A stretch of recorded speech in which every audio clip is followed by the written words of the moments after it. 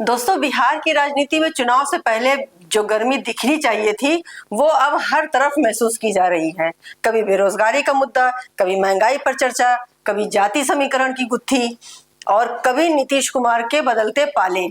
हर रोज कोई ना कोई नई सुर्खी सामने आ रही है। ऐसे समय में हाल ही में एक विवादित बयान ने भी सियासत को और गर्मा दिया था, जब प्रधानमंत्री मोदी की मां के खिलाफ सीधी अभद्र टिप्पणी की गई और भाजपा ने इसे बड़ा मुद्दा बनाकर बिहार बंद का आयोजन किया। लेकिन अब जब बिहार बंद हो चुका है तो चर्चा इस पर है कि इसका असर कितना पड़ा और आगे इसका चुनाव पर कितना असर दिखेगा। लेकिन दोस्तों, ये कहानी सिर्फ एक बिहार बंद या एक बयान तक सीमित नहीं है। असली सवाल ये है कि बिहार के मतदाता इस बार क्या चुनेंगे। क्या भावनात्मक अपील से सत्ता फिर एनडीए के हाथों में रहेगी या फिर बेरोजगारी, पलायन और महंगाई जैसे मुद्दे को बड़ा रोल निभाएगा। क्या महिला वोट बैंक पर भाजपा और नीतीश का दांव चलेगा या तेजस्वी यादव जैसे युवा नेता बेरोजगार और विकास के सवालों से जनता को अपनी तरफ खींचेंगे। और सबसे बड़ा सवाल, नीतीश कुमार का भविष्य भाजपा के साथ कितना सुरक्षित है, क्योंकि उनकी बार बार पलटी ने जनता का भरोसा पहले ही कमजोर कर दिया है। नमस्कार, मैं नाहिद रजा, आप देख रहे हैं एक संदेश। अगर आप हमारे चैनल पर पहली बार आए हैं तो प्लीज सब्सक्राइब करना मत भूलिएगा और वीडियो को लाइक और शेयर करना मत भूलिएगा। इससे हमारी टीम का मनोबल बढ़ता है। चलिए प्रोग्राम को शुरू करते हैं। प्रधानमंत्री की मां को गाली देने वाली घटना ने भाजपा को एक बड़ा चुनावी हथियार दे दिया है। 4 सितंबर को बिहार बंद भी इसी मुद्दे पर बुलाई गई। पटना और कई जिले में इसका असर दिखा, लेकिन जब विश्लेषक मान रहे हैं कि ये बंद मतदाताओं की सोच को ज्यादा देर तक प्रभावित नहीं करेगा, तो हाँ, भाजपा ने इसे महिला सम्मान से जोड़कर अपना नैरेटिव जरूर मजबूत कर दिया और इसी महिला वोट बैंक तक पहुंचने की कोशिश की है। लेकिन विपक्ष का कहना है कि भाजपा सिर्फ भावनाओं से खेल रही है। लालू और तेजस्वी यादव ने पलटवार करते हुए पूछा कि महिला सम्मान की बात करने वाली भाजपा महिलाओं की सुरक्षा और रोजगार पर क्या कर रही है। उनका आरोप है कि भाजपा चुनाव से पहले जनता का ध्यान बेरोजगारी से, पलायन जैसे असली मुद्दे से भटकाना चाहती है। अब सवाल ये है कि बिहार की जनता किस पर ध्यान देती है। आंकड़े बताते हैं कि बिहार में महिलाएं पुरुषों से ज्यादा वोट डालती हैं।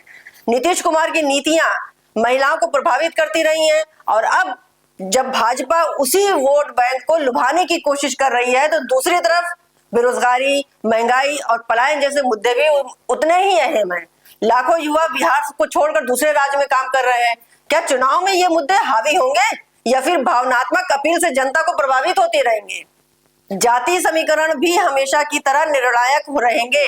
यादव, मुस्लिम और दलित वोटों के साथ साथ विपक्ष मजबूत दिखता है, जबकि भाजपा और नीतीश कुमार कुर्मी, कोयरी और स्वर्ण वोट को बैंक पर भरोसा कर रहे हैं। लेकिन क्या सिर्फ जाति जोड़ तोड़ और भावनात्मक मुद्दे इस बार जीत दिला पाएंगे या जनता असली मुद्दों की तरफ रुख करेगी। अब सबसे अहम बात, नीतीश कुमार का भविष्य भाजपा के साथ है या उनकी बार बार की पलटने से लोगों को उलझा दिया है। भाजपा को भी अंदर ही अंदर ये चिंता है कि नीतीश कितना समय तक उनके साथ रहेंगे। जनता ये सवाल पूछ रही है कि क्या भाजपा वाकई नीतीश पर भरोसा कर सकते हैं या गठबंधन सिर्फ चुनाव तक का ही है। दोस्तों, मीडिया नैरेटिव भी अब पूरी तरह से खेल में उतर चुके हैं। भाजपा समर्थक मीडिया इसे हर मां का अपमान कहकर भावना जगाता है, तो विपक्ष मीडिया इसे चुनावी नाटक बताता है। जनता के सामने दोनों ही कहानियां और सच्चाई को परखना अब मतदाताओं के हाथ में है। तो आखिर में यही सवाल खड़ा होता है कि क्या बिहार के मतदाता भावनात्मक अपीलों से प्रभावित होकर वोट करेंगे या फिर बेरोजगारी, विकास और रोजगारी और परेशानियों को ध्यान में रखकर अपना फैसला लेंगे।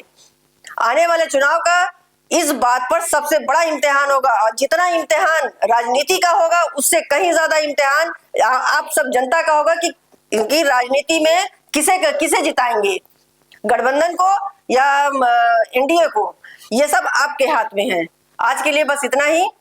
आगे फिर मिलते हैं, तब तक के लिए नमस्कार।